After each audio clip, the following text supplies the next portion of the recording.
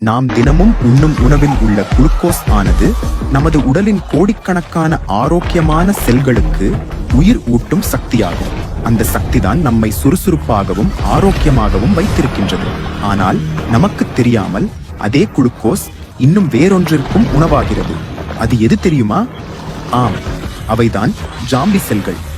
Zombie செல்கள் என்பவை உடலில் உள்ள சேதமடைந்த பழைய செல்கள் ஆகும்.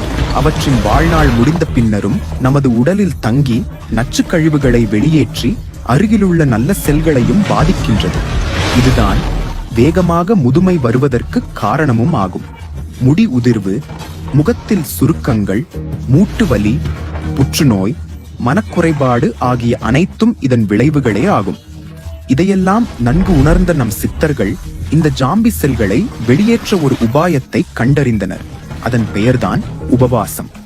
உபவாசம் இருந்து குளுக்கோஸ் வழங்கலை நிறுத்தினால் இந்த ஜாம்பி படைசக்தி இழந்து பலவீனமடையும்.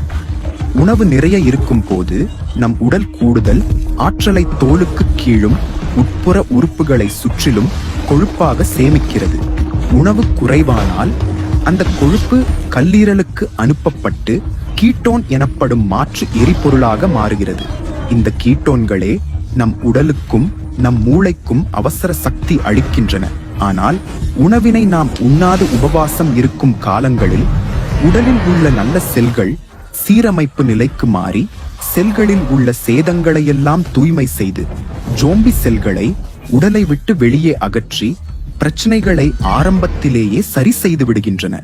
மற்ற செல்கள் சிறந்த நிலையில் இருக்கும்போது ஜாம்பி செல்கள் கட்டுக்குள் வருகின்றன.